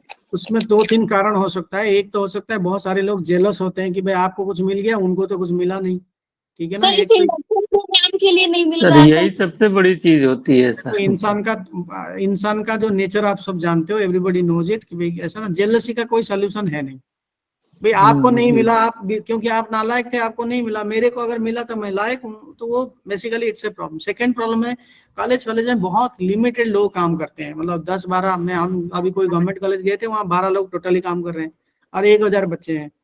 तो इसीलिए क्योंकि आप चले जाओगे, फिर उनका वो लोग आपकी जगह पे किसी को रख नहीं सकते, रखेंगे तो फिर उसकी पैसा कौन देगा? State government temporary contractual staff को नहीं देते हैं, इस वजह से भी वो लोग मना करते हैं। और तीसरा मेन कारण है, बहुत सारे लोगों को रिसर्च प्रेशर का पता भी नहीं है। आजकल थोड़ा नैक फैक की प्रेशर में आके वो लोगों को पता चलने लगा है। ज्यादातर प्रिंसिपल यार ये क्या करना है, सेमिनार में क्या मिलेगा, ये तो घूमने जा रहा है, तफरी उड़ा रहा है। भाई मैं खुद फैकल्टी हूँ, मेरे को भी पता है, यही सारे आप लोगों को भी होता होगा। ठीक है ना, मैं ऐसा नहीं चीज कुछ कर, मैं भले ही ICSR गया वहाँ पे काम किया, इसका मतलब ये नहीं कि मैं ये सब चीज नहीं जानता हूँ। I know this. सॉल्यूशन क्या है फिर, क्या करा जाए फिर अगर ऐसी कंडीशन में? सॉल्यूशन देखो, कुछ चीजों की कोई स्ट्रेट फॉरवर्ड आंसर नहीं है। अगर मैं सॉल्यूशन निकाल दूंगा आज ही, मुझे नोबेल प्राइज मिल जाएगा।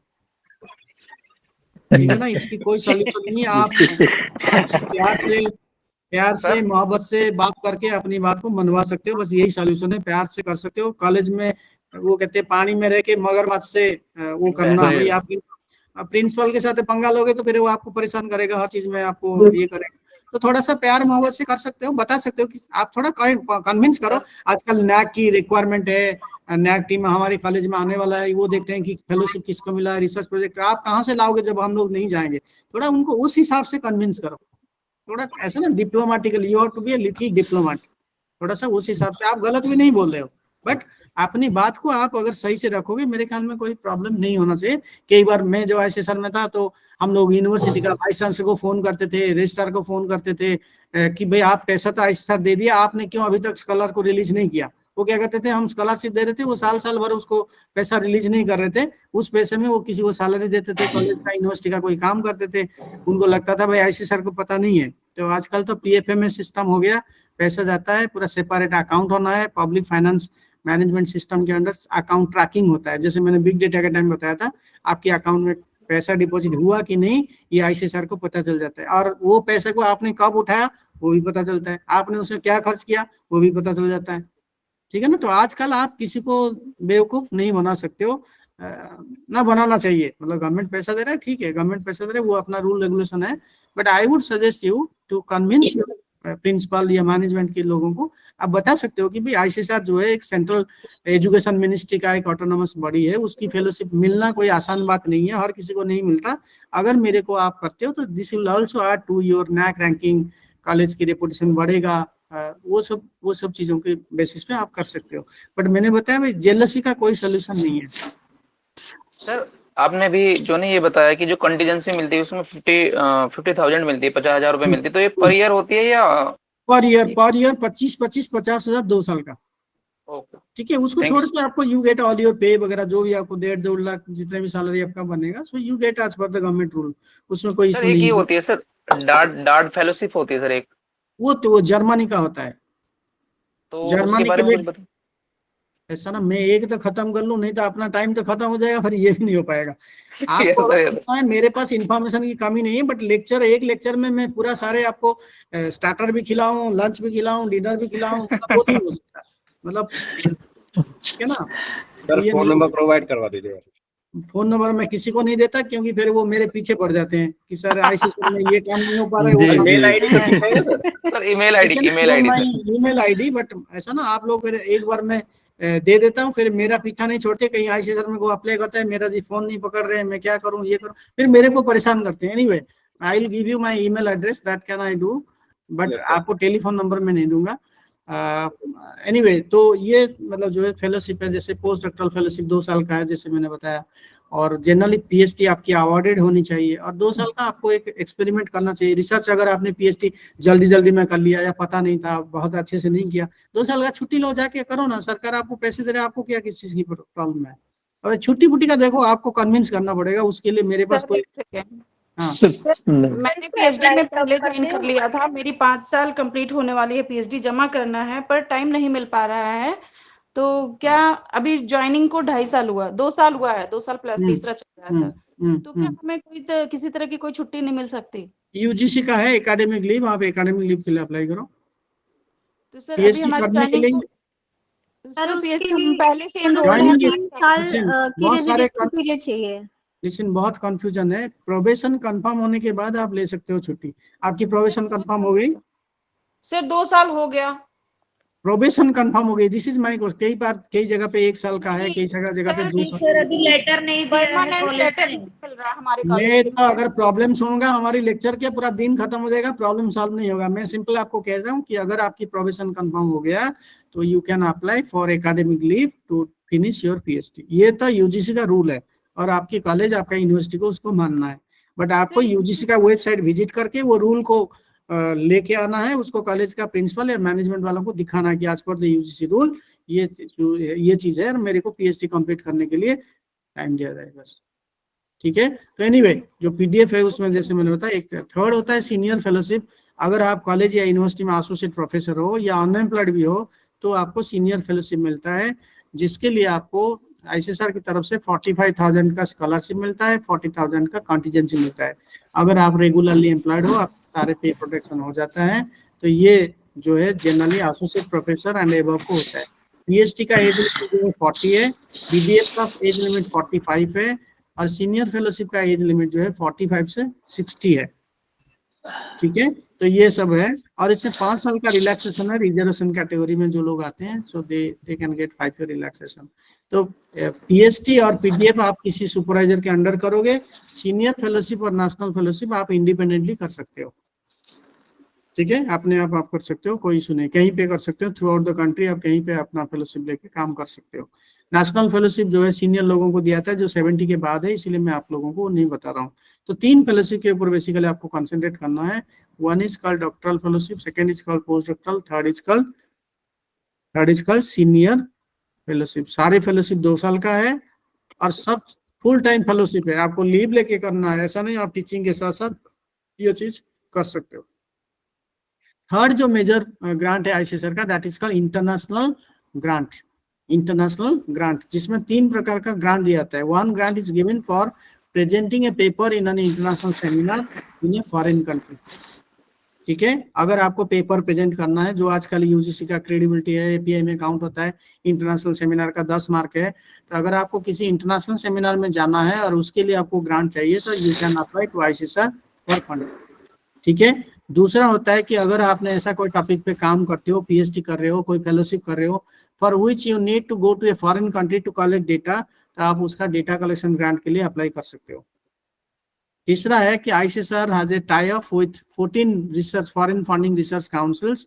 अगर आपको कहीं जाना है, कहीं लेक्चर देना है, किसी फॉरेन फैकल्टी से कोलैबोरेट करना है, जॉइंट पब्लिकेशन है, जॉइंट रिसर्च प्रोजेक्ट है, वो सब चीजों को एक्सप्लोर करोगे। 1 month to 3 months you can go to a foreign country with ICSR cultural exchange programme. Under ICSR cultural exchange programme आप जापान जा सकते हो, जापान के साथ टाई अप है, श्रीलंका के साथ है, साउथ अफ्रीका है, यूरोप है, अमेरिका है, थाईलैंड है, चाइना है, बहुत सारे कंट्रीज ऐसे हैं जिनके साथ आईसीएसआर का टाई अप है। तो in case you want to go to a foreign country, तो you can go from 1 month to 3 months, and within that period all your expenses will be borne by the ICSSR.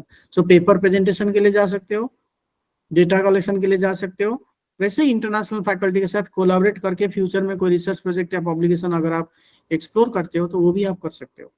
ठीक है, उसके लिए आपको funding जो है ICSR से हो जाता है। उसकी कोई टाइम लिमिट नहीं है, जब भी आपको जाना है जा सकते हो, बट आपको जब भी जाना हो 3 months पहले आपकी application you should send to the ICSSR, because that is the processing time required for taking a decision on your application. ठीक है, ये आप कर सकते हो। एक है आईसीएसआर का सेमिनार ग्रांट। ठीक है, अगर आप अपनी कॉलेज में कोई सेमिनार या नेशनल सेमिनार या इंटरनेशनल सेमिनार करना चाहते हो and you need some money for that, तो ICSR gives 5 lakh rupees for national seminar and 10 lakh rupees for international seminar. ठीक है, तो आईसीएसआर जो है 5 लाख और 10 लाख जो है नेशनल और इंटरनेशनल सेमिनार के लिए दे रहा है। तो उसमें अगर आपको किसी कंटेम्प्रेरी किसी अच्छे टॉपिक के ऊपर आपको रिसर्च करना है, उसके ऊपर कोई सेमिनार करना है, लोगों को इनवाइट करना है, बुलाना है, तो यू कैन डू इट। तो आप ये कर सकते हो 5 से 10 लाख लेके। ठीक है, नेक्स्ट जो है आईसीएसआर का पब्लिकेशन ग्रांट है। सॉरी टू इंटरप्ट, प्लीज एक क्वेश्चन बता दीजिए, ये सेमिनार ग्रांट के लिए हमें क्या प्रोसेस फॉलो करना पड़ेगा? कोई प्रोसेस नहीं है, आपको आईसीएसआर में लॉगिन करना है, ऑनलाइन अप्लाई करना है, उसकी कॉपी को प्रिंट आउट करके कॉलेज की प्रिंसिपल या यूनिवर्सिटी का रजिस्ट्रार से फॉरवर्ड करके आईसीएसआर को भेजना है, बस। उसके साथ ये किसी कभी भी भेजा सकता है कि सर ये टाइम होता है? कभी भी भेजा जा सकता है, बट 3 months पहले आपको भेजना है जब सेमिनार करना हो।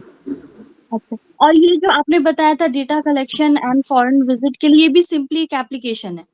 एक application online, but you have to take a print out of that online application, get it forwarded by your college principal और registrar of the university. Okay, ठीक है, वो कर सकते हो। मैं क्वेश्चन आंसर के लिए I will leave some time for question answer, तो आप उस टाइम पूछो, तो उस टाइम हम लोग करेंगे।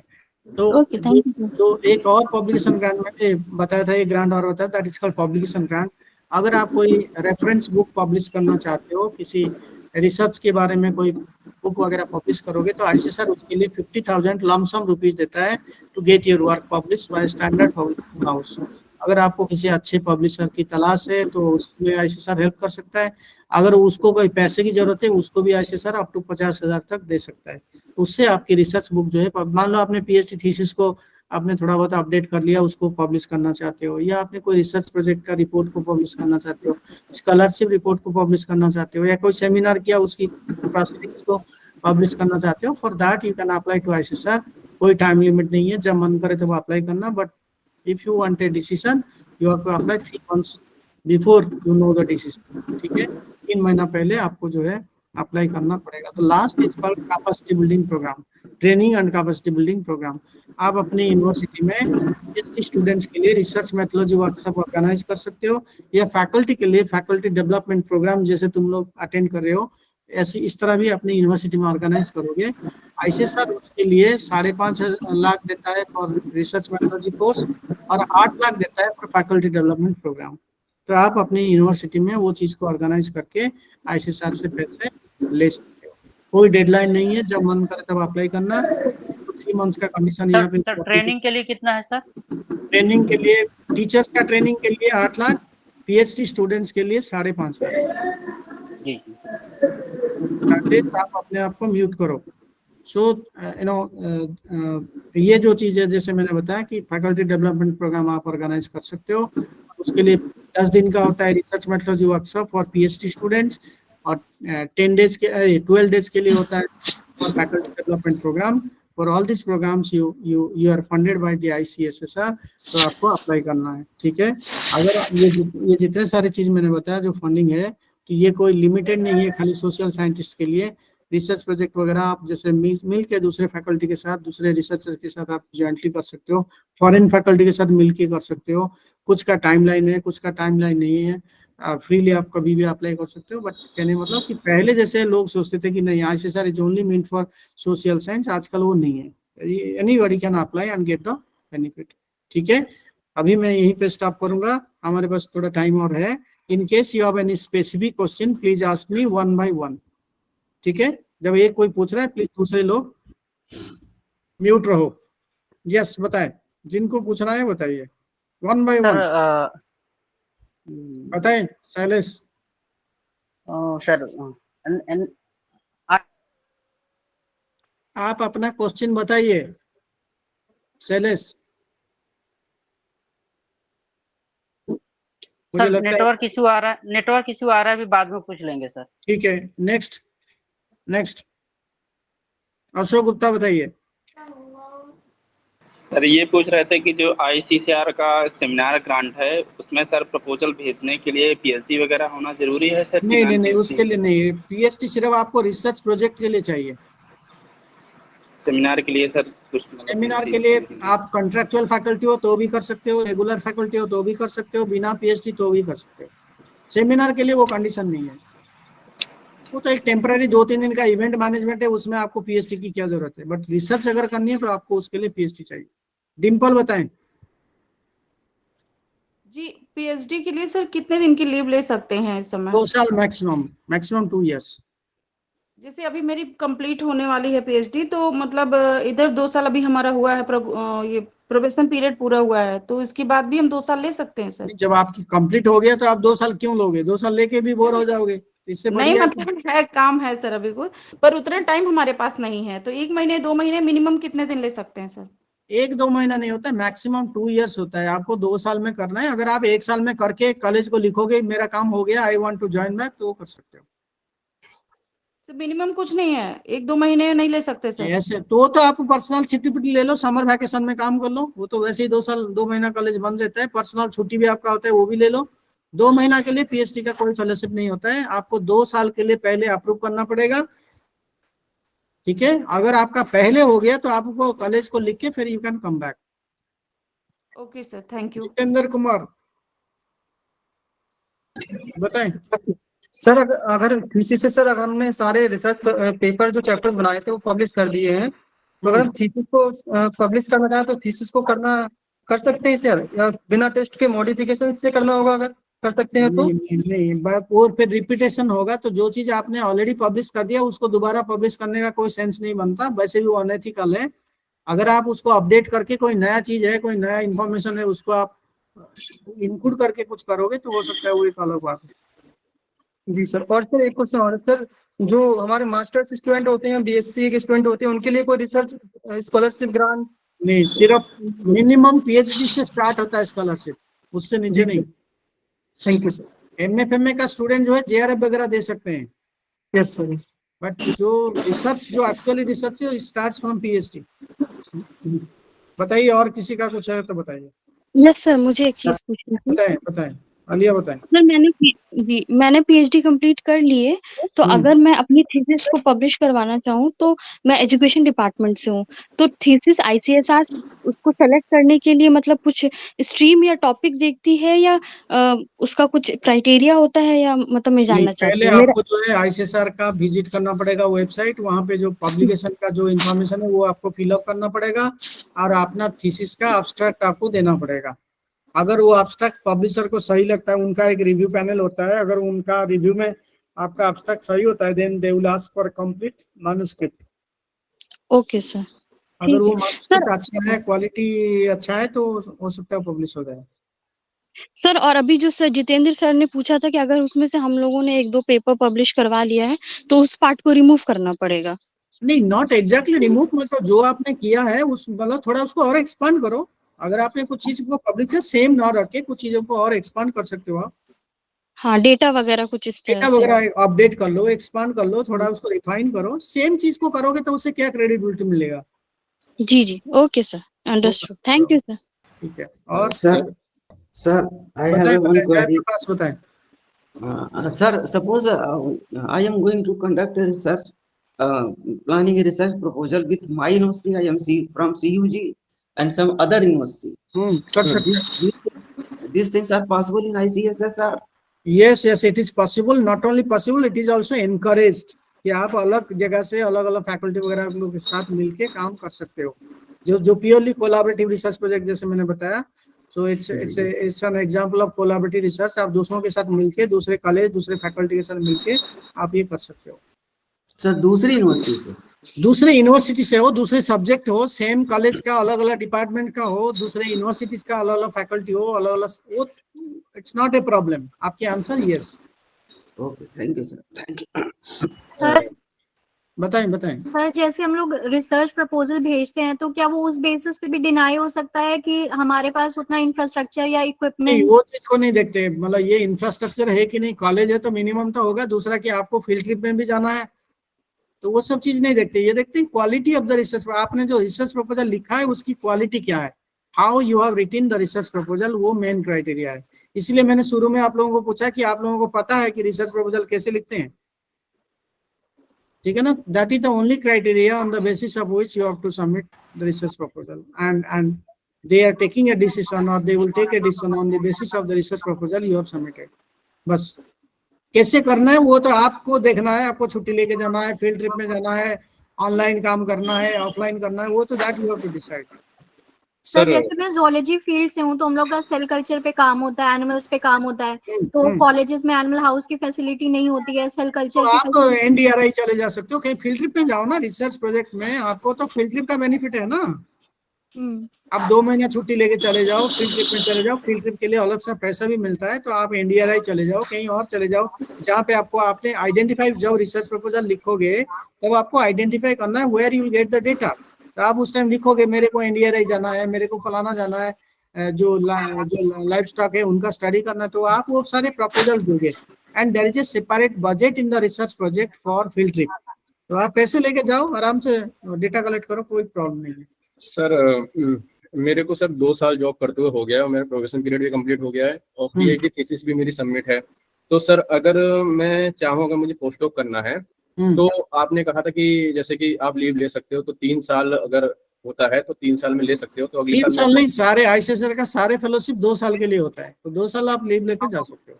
2 साल लीव लेके, तो सर उसका तो ये नहीं रहता कि इतने टाइम तक जॉब करी हो तब जा सकते हो, या फिर कभी भी लीव ले सकते हो? ऐसा कुछ नहीं है, प्रोबेशन कंफर्म हो जाता है, you can go any time. Sir मेरा नाम लोकेश लोधी है और मैं असिस्टेंट प्रोफेसर हूँ जूलॉजी डिपार्टमेंट में। ठीक है, बताइए। पूछना था पीडीएफ के बारे में। मेरा पीएचडी फाइनल स्टेज में है, अभी पूरा हो जाएगा 1-2 महीने में। उसके बाद सर मैं पीडीएफ करना चाहता हूँ, तो पीडीएफ का क्या क्राइटेरिया है सर? मतलब इसमें रिसर्च पेपर कितने होने चाहिए, अच्छे पब्लिकेशन में होने चाहिए, या फिर ऐसा देखिए, वो मतलब you should have some publication, कोई वेल डिफाइंड है, 1-2 पब्लिकेशन, अगर जिस एरिया में आप पीडीएफ करना चाहते हो उस एरिया में 1-2 पब्लिकेशन है, दैट इज एनफ। पीडीएफ में बहुत ज्यादा पब्लिकेशन के ऊपर फोकस नहीं करते, but yes, once you are selected for PDF you have to publish at least 2 papers per year. Sir क्या क्राइटेरिया होता है सिलेक्शन का इसमें पीडीएफ का? Only criteria is you are employed somewhere, okay, if you are not employed, okay, only criteria is your the quality of your research proposal. Okay, तो sir जो हमारा research topic होता है जिसमें हमने पीएचडी करी है, तो पीडीएफ भी हमें उसी में करनी होती है या फिर कोई भी ऑर्गेनाइजेशन अपना टॉपिक देती है रिसर्च? आप नहीं, ऑर्गेनाइजेशन का कोई रोल नहीं है पीएचडी टॉपिक में, पीडीएफ टॉपिक में। You have to decide. कई बार हम क्या करते हैं कि अगर हमने पीएचडी किया है उसको एक्सटेंड करके हम पीडीएफ कर सकते हैं, एक तो वो होगा, बट सेम जो पीएचडी में किया वो पीडीएफ में करना ऐसा नहीं होता। You can extend the topic. आपने मान लो झारखंड का स्टडी किया है, फॉर एग्जांपल झारखंड का स्टडी किया है आपने पीएचडी में, आप उसको बिहार के साथ कंपेयर करके पीडीएफ कर सकते हो। ओके, तो सर फॉर एग्जांपल अगर हम किसी पर्टिकुलर एरिया में, सपोज दैट हम कोरोना वायरस की स्टडी कर रहे हैं कि मेरठ में कोरोना वायरस का क्या इम्पैक्ट रहा, अब इस स्टडी को पीडीएफ में आगे बढ़ाना चाहें कि मेरठ के स्थान पे हम दिल्ली को ले सकते हैं कि दिल्ली में इसका क्या इम्पैक्ट रहा या फिर क्या क्या हो सकता है, तो हम सकते हैं सर? कर सकते हो, आराम से कर सकते हो। आप ऐसा डेटा को, स्कोप को बढ़ा दो। आपने खाली दिल्ली का किया था, वो दिल्ली को हरियाणा के साथ कंपैरिजन कर लो। या तो आपने कोविड में मान लो हिस्टोरिकल एस्पेक्ट को टच किया था, आप सोशियोलॉजिकल एस्पेक्ट कर सकते हो, मेडिकल एस्पेक्ट कर सकते हो, 2-4 लोगों के साथ मिलके कर सकते हो, अकेले कर सकते हो, that is up to you. मतलब कि पीएचडी और पीडीएफ सेम टॉपिक के ऊपर ना हो, थोड़ा डिफरेंट हो। रिसर्च करोगे कैसे सेम टॉपिक के ऊपर आप करोगे? स्टाइपेंड कितना होता है पीडीएफ का? अगर आप एम्प्लॉयड हो तो आपको मिलेगा, पूरा पे प्रोटेक्शन हो जाएगा, प्लस 50,000 का कंटीजेंसी मिलता है। अगर आप अनएम्प्लॉयड हो तो आपको 31,000 स्कॉलरशिप प्लस 25,000 का कंटीजेंसी। सर जैसा असिस्टेंट प्रोफेसर, सर जैसा मैं असिस्टेंट प्रोफेसर बनने के कितने टाइम बाद हम पीडीएफ में कर सकते हैं सर? कभी भी कर सकते हो, कभी भी। पीएचडी अवार्ड होनी चाहिए, बस ये कंडीशन है। You should have PhD awarded. जो सबमिटेड परमिट करते हैं वो उनको नहीं देते। You should B PhD awarded, आपके अवार्ड होनी चाहिए PhD. Okay sir. Thank you sir. Sir okay next मेरा एक प्रश्न है। बताएं शैलेश बताएं। हाँ सर, ये जो ट्रेनिंग स्टूडेंट ट्रेनिंग या फैकल्टी डेवलपमेंट का है सर, ये कॉलेज भी करा सकते हैं? नहीं, college can tie up with A university. College में तो रहने के लिए कोई जगह भी नहीं होता, गेस्ट हाउस वगैरह नहीं होता है कॉलेज का। यूनिवर्सिटी का you can tie up with your affiliated university and submit a joint application. जी, और सर ये इसके लिए ऑनलाइन अप्लाई करना होगा? पहले ऑनलाइन फिर ऑफलाइन, सबके लिए ऑनलाइन एंड ऑफलाइन। सर मेरा एक और क्वेश्चन है, जैसे पहले मैं JRF था, उसके बाद PCS में सिलेक्शन हो गया था, तो उस समय मैंने कुछ पेपर पब्लिश कराए थे, और फिर अब उसको छोड़ के मैं टीचिंग सेवा में नहीं इसमें आ गया हूँ सर, तो वो पेपर मेरे PhD के साथ इस समय मान्य होंगे सर? 100%। जब तक वो आप आई गॉट योर क्वेश्चन, जब तक वो आपके नाम पे है, तो जब तक आप हो तब तक आपका मान्य हो, आपके लिए काम करेगा। जी, आपने आप कौन सी प्रोफेशन में पब्लिश किया वो it is not important, you publish something in your own name, that is important. जी जी जी जी, वो कर सकते। Thank you sir. मेरा एक प्रश्न है। बताइए। मेरा एक प्रश्न है। एक मिनट, मनु आर्या बताइए। सर मुझे ये पूछना है कि मैं अपनी PhD के दौरान ICSSR PhD वाला जो फेलोशिप होता है उसके लिए किया था, बट वो हुआ नहीं था। तो एक तो ये क्वालिटी रिसर्च प्रपोजल कैसे लिखें, इसके बारे में जानना था। तो क्या ICSSR कोई प्रपोजल का एक अपना प्रिंट आउट करता है या साइट पे अपलोड करता है जिसे देख के प्रपोजल नहीं है, मतलब प्रपोजल नहीं है, बट ये the format is there, but वो आपको मैं ऐसे एक सेंटेंस में नहीं बता सकता हूँ प्रपोजल कैसे लिखते हैं। I need separate lecture. जब वो प्रपोजल बनाना होता है तो उनके कुछ सेटअप क्वेश्चंस होते हैं, डायमेंशन होते हैं, उसके विद इन ही हमें लिखना होता है। वेबसाइट पे है, ICSSR के वेबसाइट पे होता है। तो अगर इसके बारे में कोई अगर पुराना कोई प्रपोजल या कुछ मैंने आपको बताया, you just visit ICSSR website at www.icssr.org। वहाँ पे रिसर्च प्रोजेक्ट सेक्शन में जाओगे, you get A format for writing a research proposal. Okay sir. और किसी को कुछ पूछना है? सर मैं ये पूछना चाह रही थी सर, क्विक हो जाओ, क्विक जी सर, डिलीट के लिए क्या प्रोसीजर होता है यदि कोई डिलीट करना चाहता है तो? Delete is not a degree, it is a recognition of your past research achievements. Delete के लिए कोई फेलोशिप ही नहीं होता है। डिलीट तो देते हैं जब आप बूढ़े हो जाओगे, मतलब तब आपको देते हैं, जब आपने पूरा कैरियर में जो काम किया है उस बेसिस पे वो देते हैं। It's a recognition of your past research achievements, it's not a degree, nobody gives you any fellowship. Sir good morning, मैं डॉक्टर स्नेहलता बोल रही हूँ। मैंने PhD अपनी की थी स्टेट पॉलिटिक्स पे, बट मुझे इंटरेस्ट है अपने एक टॉपिक पे जो वुमेन से रिलेटेड है, तो क्या मैं उस पे PDF अप्लाई कर सकती हूँ? कर सकते हैं आप। You can relate your state politics with women. Women भी तो स्टेट पॉलिटिक्स में होते हैं, तो आप उसको रिलेट करो। Yes sir, I just want to do PDF my programme and policy on sanitation from the health perspective in Swachh Bharat Abhiyan. बिल्कुल कर सकते हो, no issue. Okay, thank you sir. Anyone else? Sir good morning, जल्दी। Sir good morning. Sir good morning, बताइए। Sir मेरा सवाल ये है कि ये PDF अप्लाई करने के कितने दिन के बाद ये पता चलता है कि किसका हुआ है? 3 months। 3 months, ठीक है सर। ठीक है। नमस्ते सर, मैं डॉक्टर रीना सिंह लखनऊ से सर बोल रही हूँ, केमिस्ट्री डिपार्टमेंट से। सर मैं ये जानना चाह रही थी कि जो थीसिस आपने बताया कि उसको भी पब्लिश करा सकते हैं, तो सर मेरी थीसिस को हो गया है, काफी टाइम हो गया है, तो क्या मतलब इसका भी कोई टाइम पीरियड है कि इतने पीरियड के ही अंदर? जनरली 5 साल में पब्लिश करना चाहिए। अगर आपने नहीं किया है तो आप उसको अपडेट करके थोड़ा क्वालिटी वगैरह और इम्प्रूव करो। जब किया था तब अलग था, अब काफी कुछ डेटा वगैरह आ चुका है, डेवलपमेंट हो चुका है। Define it and submit it. Okay, thank you sir, thank you. Excuse me sir. बताएं आलिया। सर मैं यहाँ पर मैंने वेबसाइट खोली ICSR की, वो थीसिस पब्लिकेशन से रिलेटेड ही, एंड इसमें वो कह रहे हैं कि 3 साल पुराने तक को भेजना चाहिए। एक क्राइटेरिया तो वो है कि एटलीस्ट 3 years ही होना चाहिए। That is one thing. There are rules and there are exceptions. There are rules, I got your question. There are rules, there are exceptions. आप अपने काम को अपडेट करके दे दो। आप क्यों लिख रहे हो PhD थीसिस है? Just update your work and send it. Solution हो गया ना? सर लिंक ही ओपन नहीं हो रहा है, लिंक ही नहीं ओपन हो रहा है। लिंक कहीं भी नहीं जा रहा है, मैं खोल के देख रही हूँ। लिंक ओपन नहीं हो रहा है, मतलब वो कहीं भी नहीं जा रहा है। ऐसा है, अभी हो सकता है लिंक ओपन नहीं हो रहा, 10 मिनट के बाद कर लो, हो सकता है अभी रश ज्यादा होगा, 10 मिनट के बाद कर लो, हो जाएगा, नो इशू। अच्छा ठीक है सर मेल आईडी सब chat करा दीजिए। ओके। प्रॉब्लम आप अगेन अपने आप डील कर लो, site isscr.gov.in, right sir? HTTP, ठीक है, ISTTP ये किसका साइट बता रहे हो आप? नहीं सर, आपने बताया isscr.gov.in।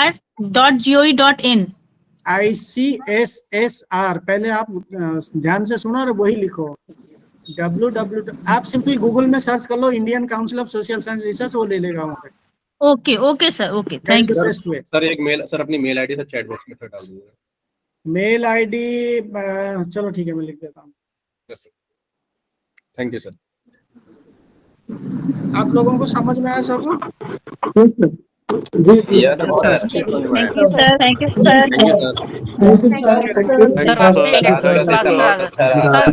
Thank you. धन्यवाद। रिसर्च प्रपोजल पे भी एक क्लास ले लीजिए सर। मैं नहीं, आपको when I will be told I will be taking, okay, जब मुझे कहा जाएगा तब मैं लूंगा। मैंने अपना मेल टाइप कर लिया, यू कैन सी इट, ठीक है। Thank you very much for your patience, all the best for your class sir. Thank you sir. All the best for your future research, okay. Thank you so much sir. नमस्ते, thank you sir.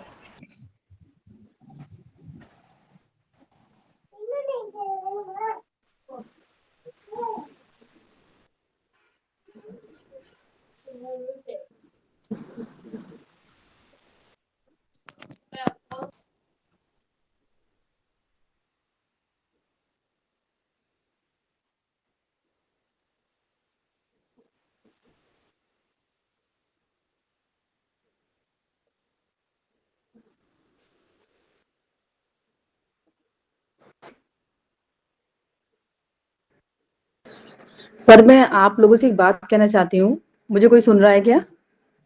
Hello hello, हाँ sir, आप लोग मुझे सुन पा रहे हैं क्या? Hello जी ma'am. हाँ सर, मैं डॉक्टर सुनीति लता, सर मैं डॉक्टर सुनीति लता, गोकुलदास कॉलेज मुरादाबाद से। मैं सर ये कहना चाहती हूँ कि इस समय अगर आप लोग सेमिनार कराना चाहते हैं तो इस समय हमारे निदेशालय ने एक प्रपोजल निकाला हुआ है सेमिनार का, यदि आप लोग इच्छुक हैं तो आप लोग उस प्रपोजल को भर सकते हैं, उसका हमें ग्रांट मिलेगी निदेशालय की तरफ से। आप निदेशालय की वेबसाइट पे देख सकते हैं, या मेरा नंबर होगा, आप मुझसे कांटेक्ट कर लीजिएगा। अगर मेरे पास इसका प्रोफार्मा होगा तो मैं आपको भेज दूंगी, अगर आप लोग अपने कॉलेज में कराना चाहते हैं सेमिनार। आप सेमिनार किस चीज में करा सकते हैं? वो सर मुझे शायद सोशल साइंस में है ये सेमिनार, जो आप लोग को पता होगा ना कि हमारे निदेशालय ग्रांट देता है सेमिनार के लिए, कि उसी का प्रपोजल इस समय निकला हुआ है। गवर्नमेंट कॉलेज है? हाँ जी सर। गवर्नमेंट कॉलेज है या एडेड कॉलेज? सर किसी में भी, आप किसी में भी कर सकते हैं। मैं यूपी से हूँ, तो आप लोग चाहे गवर्नमेंट में कर सकते हैं चाहे एडेड कॉलेज में। दरअसल मेरे हस्बैंड गवर्नमेंट कॉलेज में है, तो उन्होंने वो प्रपोजल भरा है, वो मुझसे भी कह रहे थे, तो मैंने तो अप्लाई नहीं किया, इसलिए मुझे जानकारी है। और सर मैं एक बात और बताना चाहती हूँ कि मेरे हस्बैंड इसमें माइनर प्रोजेक्ट कर रहे हैं यूपी का ही, तो यदि आप लोग कभी कोई जरूरत हो तो आप लोग मुझे कॉल कर सकते हैं, मैं आपको उनका नंबर प्रोवाइड करा दूंगी। वो भी BA डिपार्टमेंट से है, तो यदि आपको जरूरत हो तो आप बात कर सकते हैं। Definitely. Thank you ma'am, thank you बिल्कुल sir, thank you sir, thank you. मैंने ये सब बातें सर के सामने नहीं कही, तो मैंने कहा अगर आप लोग को इच्छुक हो तो सर आप लोग इस समय प्रपोजल कर सकते हैं, क्योंकि मुझे लगता है शायद निदेशालय हमें 50,000 रुपए शायद देता है सेमिनार के लिए, 2 डेज का सेमिनार है, बाकी उसका क्राइटेरिया मुझे पूरा कंफर्म नहीं है। अगर आप चाहें तो मैं सर आपको, जी सर 1 लाख ही देता है सेमिनार कराने के लिए निदेशालय। हाँ हाँ हाँ, वही तो सही है। अगर आप लोग कराना चाहें तो आप लोग उसको अप्लाई कर सकते हैं sir. Okay ma'am. Okay sir, ठीक है, थैंक यू सर। मैम वो फोन नंबर और ईमेल आईडी आप शेयर कर देंगे क्या? सर मैं फोन नंबर अपना भेज देती हूँ, ग्रुप में ही है सर, आप मुझसे बात कर सकते हैं, कोई ऐसी दिक्कत नहीं है। मैं फोन नंबर अपना भेज देती हूँ, यदि आपको जरूरत होगी तो मैं अपने हस्बैंड का नंबर भी दे दूंगी, गवर्नमेंट कॉलेज में। मैं नितिन चौधरी बोल रहा हूँ मैम, आप एक बार मुझे मैसेज कर दीजिएगा। बिल्कुल सर, मैं इसमें मैसेज कर देती हूँ ग्रुप में, आप कभी भी कॉल कर सकते हैं sir, no problem. Okay, thank you ma'am.